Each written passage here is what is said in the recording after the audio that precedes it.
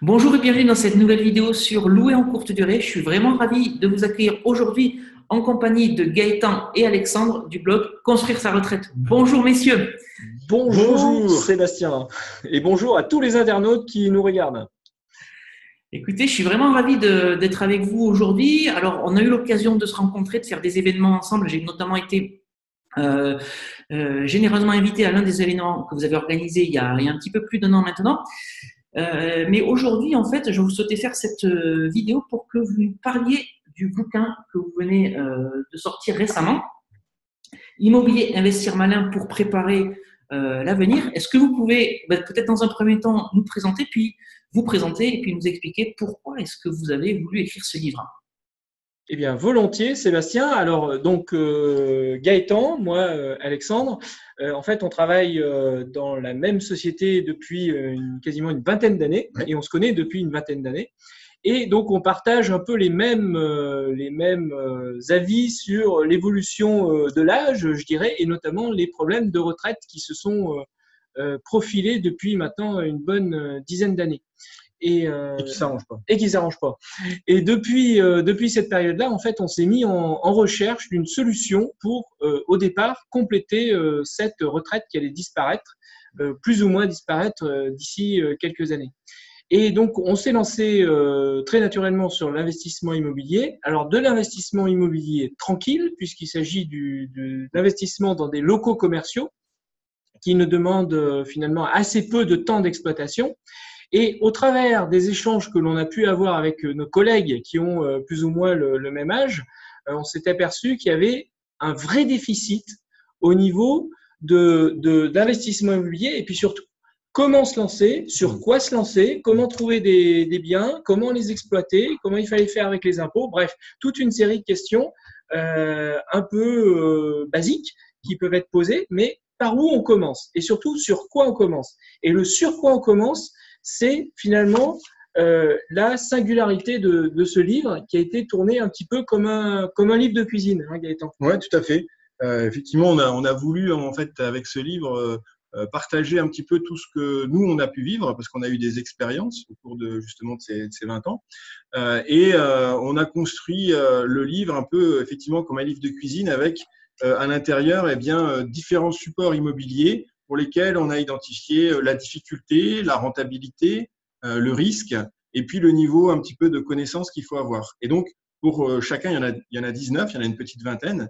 Pour chacun de ces supports immobiliers, en fait, on donne un petit peu justement le niveau de difficulté, la rentabilité, enfin bref, tout ce qu'il faut avoir comme élément pour que chacun puisse trouver entre guillemets chaussures à son pied, parce que on est tous un peu différents, on a des situations différentes, on a des profils différents, donc il n'y a pas de support, je dirais, unique et puis comment dire absolument standard. Il faut que chacun puisse s'épanouir dans son support immobilier. C'est la vocation de ce livre, c'est justement de pouvoir trouver son support immobilier et puis d'avoir effectivement quelques éléments dès le départ, puisque au-delà des différents supports immobiliers, dans ce livre, on retrouve tout le processus finalement du début jusqu'à la fin, c'est-à-dire de la recherche jusqu'à l'exploitation du bien, tout le processus un peu classique qu'il faut suivre justement pas à pas, donc pour aider une personne qui va se lancer dans l'investissement immobilier. Donc restez bien jusqu'à la fin de l'interview parce que je pense qu'il risque d'y avoir une très grosse surprise d'ici la fin. Hein, je ne veux pas dévoiler, mais bon. Oui, je confirme. Il y aura une très grosse surprise d'ici la fin de la vidéo. Alors, je trouve que cette approche, elle est vraiment maligne parce que c'est vrai qu'on s'est tous retrouvés à discuter avec des collègues autour d'un café ou un repas de famille avec des amis en disant, moi, je fais de l'immobilier. Et puis la personne en face répond, moi aussi j'aimerais en faire. Par contre, j'y connais rien, c'est le flou. Ouais. Je sais pas s'il doit faire du meublé, du nu, de la défiscalisation, acheter un immeuble, diviser. Enfin, il y a une multitude de solutions possibles. Donc 19 que vous avez référencées dans votre bouquin. Et comme vous le disiez, en fait, chaque profil va avoir une stratégie qui lui conviendra davantage. Donc moi, si je devais vous poser une question, puisque vous avez bien planché sur les profils et les 19 investissements possibles, si j'identifie quelqu'un, par exemple, qui souhaiterait faire un investissement un petit peu pépère, il veut de l'immobilier sans forcément y passer beaucoup de temps, qu'est-ce que vous pourriez lui conseiller? En tout cas, qu'est-ce que le livre recommande? Alors, si c'est un investissement pépère, donc il y aura une rentabilité qui sera forcément plus faible. Cela dit, c'est toujours mieux d'investir de manière pépère que de ne rien faire.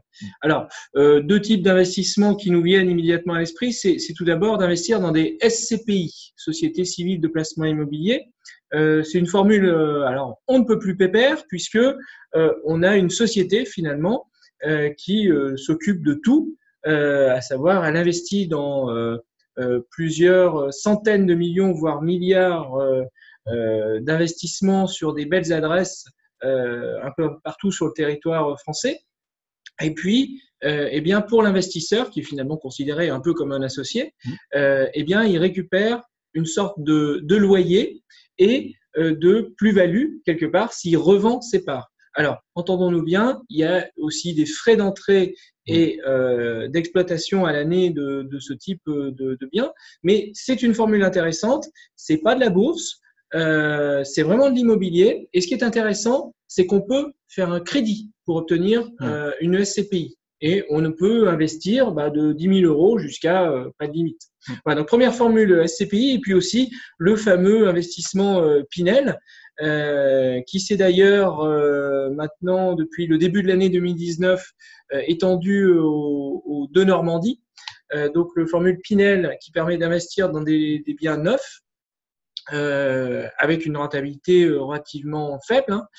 Et puis aussi le de Normandie qui est un dispositif fiscal nouveau qui est plutôt sur les biens à rénover. Donc, il peut être aussi une formule intéressante. Voilà, donc ça c'est la formule, je dirais, pépère. Plutôt pépère, oui. Sachant que la grosse différence quand même entre les deux, c'est que dans le cadre du SCPI, vous n'êtes pas propriétaire d'un bien, vous êtes propriétaire finalement d'un morceau de bien, d'un morceau d'un ensemble, alors que côté Pinel, vous êtes quand même propriétaire d'un bien. En revanche, dans les deux cas, il faut bien garder en tête quand même qu'on s'engage sur une durée, une certaine durée. Dans le cas de la SCPI, il faut quand même conserver généralement aux alentours de 14-15 ans. Puisque sinon, en fait, c'est pas forcément très rentable. Et puis, dans le Pinel, c'est pareil. Il faut aussi garder le bien pour pouvoir bénéficier des avantages fiscaux qui sont proposés. Bon, ceci dit, on ne peut pas avoir le beurre et l'argent du beurre. En tout cas, comme tu le disais tout à l'heure, à juste titre, Alexandre, vaut quand même mieux faire quelque chose que rien faire du tout. Donc, voilà.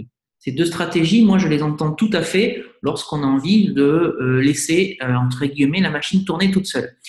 Alors maintenant, j'ai envie de prendre le cas d'un deuxième profil, une personne, voilà, qui n'a pas forcément une grosse velléité à vouloir aller chercher plus de 20% de rentabilité, mais qui quand même a déjà entendu parler d'immobilier et souhaite aller chercher des rentabilités intermédiaires. Dans ce cas-là, qu'est-ce qu'on peut proposer à cette personne ? Clairement, de notre côté, nous, on est plutôt sur l'investissement dans les locaux commerciaux, dans les murs de boutique. Donc ça offre une rentabilité de l'ordre de 10% à peu près brut lorsqu'on les sélectionne bien. C'est pépère aussi parce que finalement, l'essentiel de l'effort est fait lors de la recherche du bien, de la recherche du financement. Et après, le locataire, il est en place et il reste pendant des années.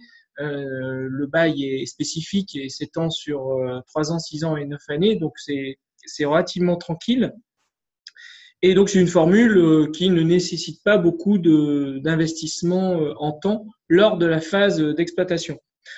Après, on a tout ce qui est meublé, classique, qui offre un surplus finalement, un amplificateur de rentabilité, si je puis dire, par rapport à un bien qui est nu. On peut tabler sur plus 15% par rapport à un bien qui est considéré comme nu.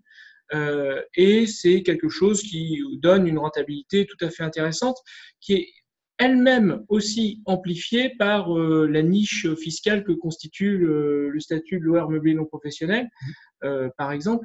Donc, c'est une formule qui est quand même intéressante en meublé longue durée classique. Ouais. Et puis, si on n'a quand même pas envie de se casser la tête avec ça, on peut faire un meublé, un investissement dans un studio ou un appartement nu standard. Bon, la précaution, c'est de bien choisir sa zone, qui est évidemment quelque chose de pertinent par rapport à la demande dans la zone dans laquelle on investit. Voilà. C'est les trois qui nous viennent immédiatement à l'esprit, obtenir une bonne rentabilité moyenne, quelque chose d'intéressant là-dessus. Ok, parfait. Et alors maintenant, si j'ai un profil un peu plus kamikaze, j'ai envie de dire, quelqu'un qui veut un maximum de rentabilité tout de suite, un maximum de cash flow tout de suite, quelle est la stratégie ou les 2-3 stratégies qu'on pourrait lui conseiller? Ouais, tu veux parler des internautes qui sont fans de toi et qui nous regardent en ce moment, Sébastien. Ceux qui veulent que la rentabilité commence par un 2, hein, j'ai l'impression.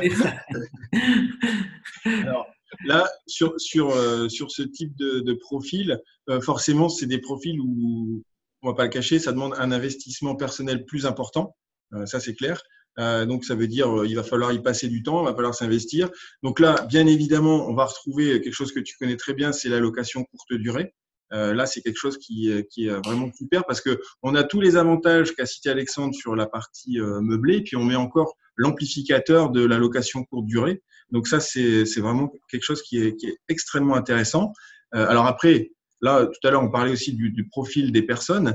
Ça dépend aussi de chacun parce que soit c'est un investissement personnel pour réaliser toute la gestion locative soi-même, soit il y a, comment dire, ça tu le proposes régulièrement, des solutions pour déléguer en partie cette gestion locative. Donc là, c'est à chacun de décider. Mais ça, typiquement, c'est un support qui est vraiment explosif.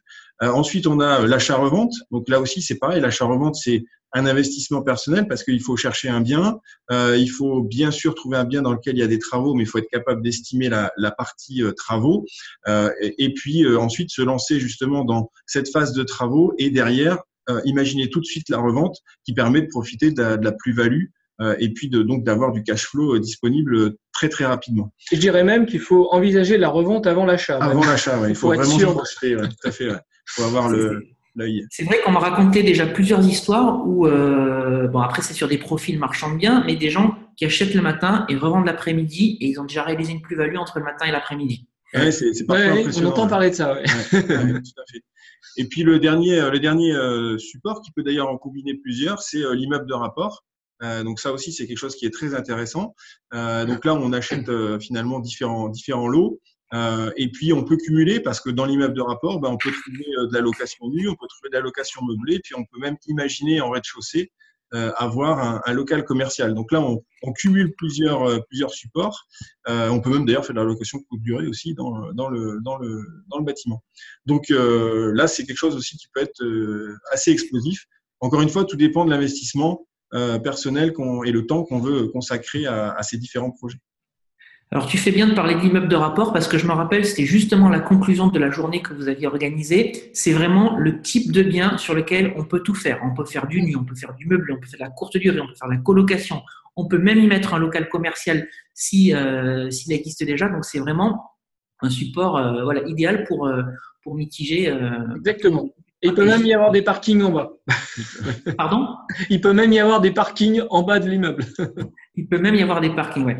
Alors, il y a un chapitre qui est quand même intéressant dans votre bouquin. C'est là, j'ai beaucoup de questions là-dessus. Est-ce que vous avez 3 conseils sur comment convaincre le banquier ? Eh oui. Alors, il faut lire le livre, évidemment. Donc, comment convaincre le banquier ? En fait, il faut comprendre ce qu'est le banquier. Le banquier, c'est une personne qui est inquiète par nature parce que, quelque part, il est le garant de votre dossier de financement vis-à-vis de sa hiérarchie et il faut qu'il ait bien, que vous l'ayez mis de son côté, que vous l'ayez mis, de votre côté, de manière à ce qu'il puisse constituer le meilleur avocat vis-à-vis de ses responsables. Parce qu'il va s'engager et dire, voilà, le dossier de Monsieur Ascon, c'est un gars qui a déjà bien investi, qui a déjà un historique sur lequel il ne s'est pas allé sur le coup d'essai, il y a une rentabilité qui est produite, donc c'est quelque chose qui est intéressant. Donc voilà. Du coup, il va être assuré et du coup, il pourra défendre votre dossier vis-à-vis de sa hiérarchie. Quand on a compris ça, en fait, tout ce que l'on fait vis-à-vis du banquier, doit être orienté autour de ça. Donc, si on prend l'exemple dans l'investissement des biens commerciaux, si on prend notre spécialité, c'est de constituer un dossier typé business plan plutôt très approfondi qui rassure le banquier tout d'abord sur la zone dans laquelle le bien se situe, dans quel bassin économique et démographique on se situe. Donner des indicateurs INSEE, par exemple, qui montrent que cet indicateur démographique est positif, que l'activité économique est florissante, que le marché de l'emploi est florissant, comparé à des moyennes nationales, etc. Une fois qu'on a choisi la zone qui montre un dynamisme économique et démographique, on parle de la rue dans laquelle on investit. Montrer que cette rue est la rue commerçante de la ville dans laquelle on veut investir. Prendre des photos, par exemple un samedi après-midi, on voit qu'il y a du passage. Montrer des photos de franchises, parce que les franchises investissent après avoir vu avec leurs développeurs fonciers qu'il y a du potentiel de passage. Donc, prendre des franchises, c'est finalement avoir des études de marché gratuites. Et ça, ce sont des arguments vis-à-vis de la banque. Montrer également qu'il y a des photos de banque aussi dans la rue. Ça, ce sont des arguments.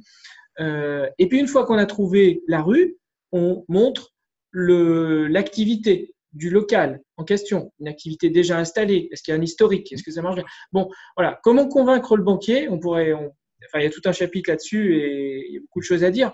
Mais ce qu'il faut, de mon point de vue, il faut comprendre qu'il est inquiet. Donc, il faut devancer ses questions en le rassurant. En le rassurant avec des chiffres et en le rassurant avec une tenue, au sens pas que vestimentaire évidemment, mais une attitude, voilà, qui va le rassurer, qui va lui faire dire voilà, j'ai en face de moi quelqu'un de sérieux et donc je peux y aller. Voilà. Vraiment avoir effectivement une attitude professionnelle. Et puis après, en amont de tout ça, c'est un peu des fondamentaux, mais il faut aussi avoir une hygiène financière qui soit correcte, parce que ça démarre de là. Hein. Donc, être capable déjà sans rien, même avant de présenter son projet, être capable de montrer au banquier qu'on a une hygiène financière qui est bonne. C'est-à-dire que on sait mettre de côté, on sait dégager des bénéfices si on a déjà des biens en location. Ça fait aussi partie de la démarche qui va permettre de convaincre le banquier. Ok, en effet, exact. Une hygiène financière et puis le business plan. En fait, le banquier, lorsqu'on va le voir, c'est pour lui réclamer quelques dizaines ou quelques centaines de milliers d'euros. Et on peut comprendre qu'il ait besoin d'avoir des garanties sur notre capacité à rembourser voilà, la somme qu'on est venu lui chercher. Donc ça, c'est bien. Donc voilà, toutes ces astuces se trouvent dans le bouquin de Gaëtan Alexandre, Immobilier, investir malin pour préparer l'avenir. Donc n'hésitez surtout pas à lire ce bouquin pour avoir un panel de tout ce qu'il est possible de faire avec l'immobilier. Et justement, ce que tu disais, Alexandre, tout à l'heure, c'est que vous aviez une surprise pour les gens qui ont regardé cette vidéo jusqu'ici. Exactement. Alors, ce que l'on propose, c'est que vous allez pouvoir mettre un commentaire sous la vidéo que Sébastien a mise sur sa chaîne, et toutes les personnes qui vont avoir mis un commentaire, vont entrer automatiquement dans la possibilité de gagner ce livre, cet exemplaire-là que nous avons entre les mains. Nous allons le dédicacer pour la personne qui aura été tirée au sort de manière totalement anonyme par Sébastien. Et nous lui enverrons avec plaisir cet exemplaire chez lui, dans sa boîte aux lettres. Et donc voilà, c'est l'énorme surprise que nous vous préparions et dont nous vous parlions au début de l'interview. C'est super sympa à vous parce que de toute façon, je vais rien vous apprendre. Le savoir, ça n'a pas de prix. Donc tout ce qui est contenu dans ce bouquin et qui sera lu, c'est de l'information à prendre. Donc je recommande moi vivement à toutes les personnes de lire ce bouquin. Ça se lit très très facilement. C'est bourré d'astuces, donc n'hésitez surtout pas à lire ce bouquin. Eh bien, merci messieurs d'avoir répondu à mon invitation pour venir témoigner de votre bouquin sur cette chaîne. J'espère qu'on aura l'occasion de se revoir en chair et en os une prochaine fois. Mais en tout cas, bravo. Merci à toi Sébastien. Merci à vous. Alors, avant de conclure cette vidéo, eh bien, je voulais vous rappeler que si vous souhaitez en savoir plus sur l'immobilier et la location courte durée, ben, vous pouvez télécharger non pas mes livres physiques, mais les 2 e-books que j'ai rédigés, Convaincre la banque, mode d'emploi et doubler son salaire avec la location courte durée. Pour télécharger ces 2 e-books, vous cliquez sur le petit i qui apparaît en haut à droite, ou sinon vous avez les liens de téléchargement dans la description juste en dessous de cette vidéo. Et puis, avant de vous quitter, je vous rappelle que si vous souhaitez gagner le livre de Gaëtan Alexandre, n'hésitez pas à laisser un commentaire en dessous de cette vidéo. Je ferai un tirage au sort et ces messieurs enverront le bouquin aux gagnants du tirage au sort. Messieurs, merci beaucoup. Et merci à toi, merci à vous. Merci aux gens qui sont sur cette chaîne. Je vous dis à très bientôt pour une nouvelle vidéo. Ciao. Ciao.